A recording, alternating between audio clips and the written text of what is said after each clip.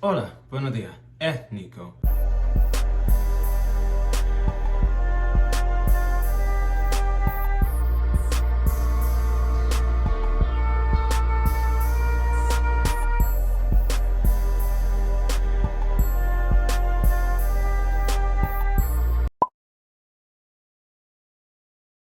So today we're going to be talking about something that's very important, but first I wanted to say something about the Noah's Ark video book club thing. So I've looked around and it turns out that Logo, which originally had the entire series on YouTube for free, took it down, put back up episode 1 and 2, and never re-uploaded the other videos. So just like any other book club, you might have to pay to watch. And that's the thing, I'm only saying that because normally I would try to find a way around it and, just find a free site. But for LGBT cinema, especially for something that I love so much, I don't mind contributing to, Patrick Ian Polk, the creator. So I'm going to buy it off of Amazon Prime. iTunes, they're asking for $1.99 an episode. Absolutely not. But for each season on Amazon, it's only $9.99. So if you want to join the book club, which I plan on doing every other week, definitely invest in it. I watched episodes 1 and 2 on YouTube, so you can do that as well to see if you're interested in joining. So it's not I'll buy this series and see if I like it and I might turn out to hate it. So just watch episode 1 and 2 on YouTube, and if you enjoy it, get it on Amazon Prime, not iTunes, for only $9.99. But next, we're moving on to the topic. We're going to be talking about hypersexuality within the community, and I'm going to be giving my own experiences and how I progressively got better with my sexuality. Nico, yeah, it's a serious topic that a lot of queer people go through, especially when you're trying to find worth in such a sex-focused community.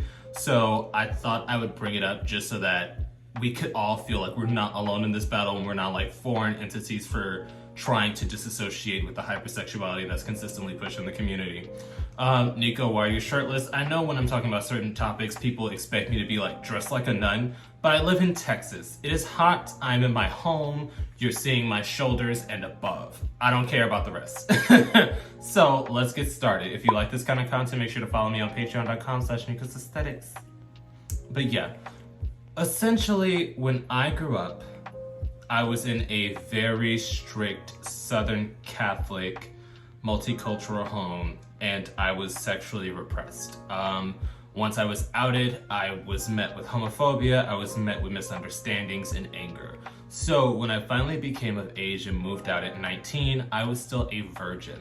Yes, a virgin within the LGBT community. I was a late bloomer. Apparently, everybody else was like sucking and fucking at a younger age, but I was very slow. And when I originally began to have sex, it added worth. Do you know what I mean? It added visibility to me. Because prior, I remember when I was 18 and I would go out with my friend, Melissa, who's no longer my friend, but I still have love for her. She was lesbians love me and I love lesbians, not in a weird shit kind of way, like we just vibe. But essentially she brought me to my first gay club and I felt completely invisible. It was still in my college age where I was a bit chunkier, cause I don't know if I told you guys, I used to be a thick kid. So that's where my puffy nipples and my stretch marks on my waist come from. I went out and I felt invisible because not only was, I was the black one, I was also thicker, people were not acknowledging me. I would just sit in the corner with Melissa as we would just either watch drag queens or listen to the music playing. And when I started to download apps, as a virgin, I had the idea that I was just going to wait until I found the right man or the right woman, because at that point I had slight sexual encounters with women.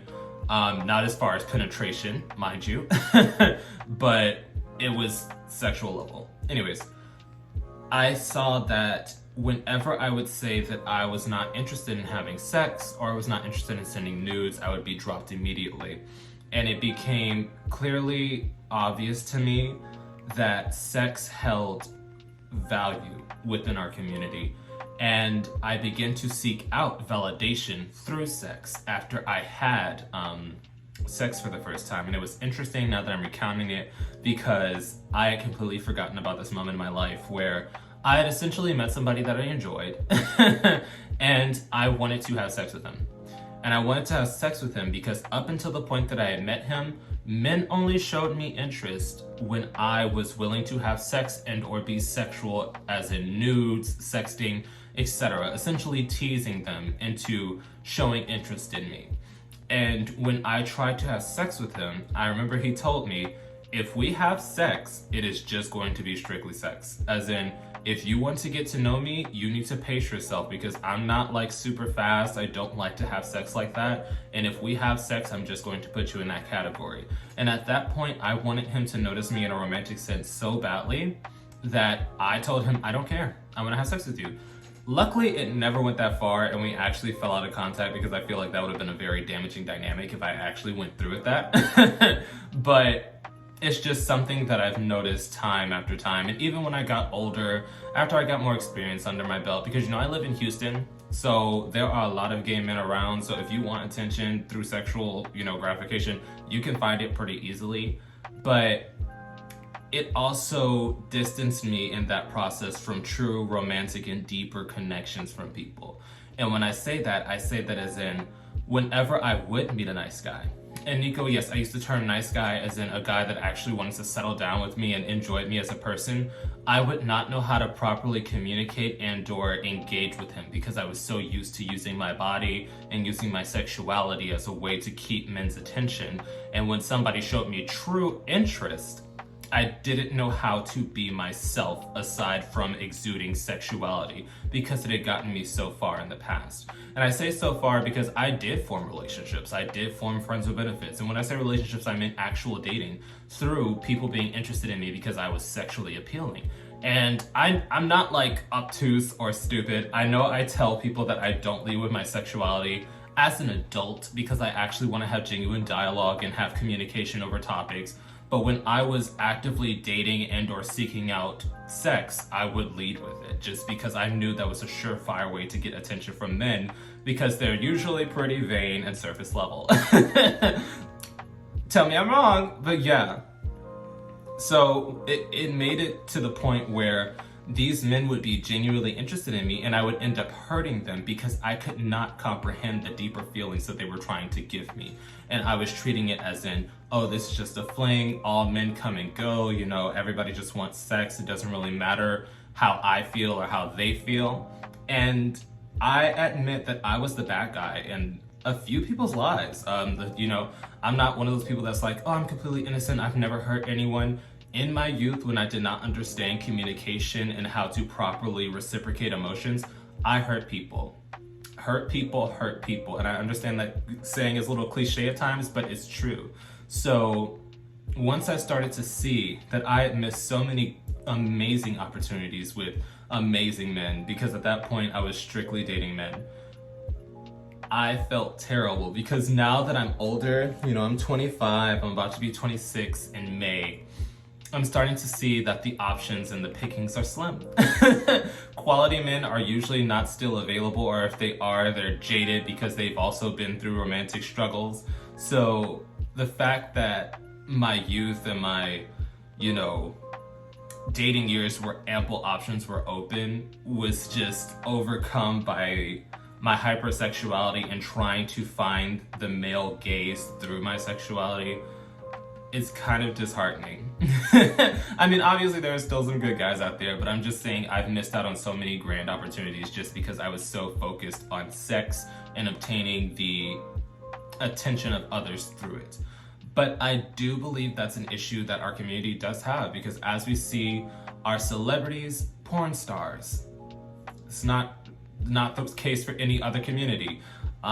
Every ad you see, every show you see, it's gonna have explicit sex. Every series that's made nowadays. I say nowadays because there are some gay series back in the day that didn't focus on sex. Yeah, they did have like sexual appeal with their main characters like Noah's Ark, but they weren't just fucking in every episode. Queer as Folk, tons of sex. A lot of these web series made by Signal 23 or whatever, tons of sex. It's just essentially virtual porn with a loosely based story. So as a community that's so sex focused, I do think it's damaging to our internal relationships to just be hypersexual at all times to try to adhere to the community standards. But that's just my opinion and that's just my experience. Definitely drop your own opinions down below, and if you felt the same. Have you felt that once you came out, you were pressured to be more hypersexual to obtain the male gaze?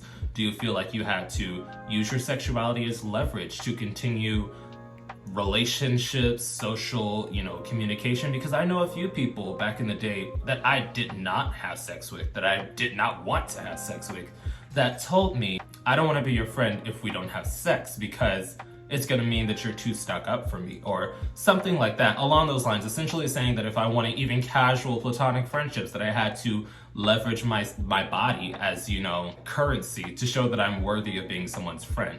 So yeah, definitely drop your opinions and your own experiences with the hypersexuality in the community. Do you believe that the community is not hypersexual? Do you think that we're just the same as the heterosexual community? Because I know when it comes to women and male friends, some male friends in the heterosexual community also hold those standards for female friendship. So I mean, it can be viewed in that light, as in we are the same as our counterparts, but our sexuality is a bit more overt, seeing as how women have been held back by misogyny to conceal their sexuality. So since we're all mostly men within the gay and bi sectors, it would make sense as why our sexuality isn't hidden.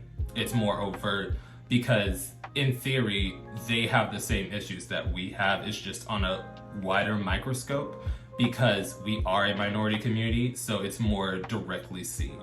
But yeah, definitely drop your opinions down below. And also, if you're interested, I'm telling you, invest in Noah's Ark. Go watch the first 2 episodes on YouTube, and we're gonna start the book club next week on Friday. Every other week, we're going to be doing an update on that. So it's gonna be fun. Join in. And once again, a quick thank you to all my patrons on Patreon, and a quick shout out to my third eye tier patrons. Your support means everything to me and helps me do this a lot more smoothly. I will also be listing this week's live stream topic in case anybody wants to join in on the fun. I will see you guys there.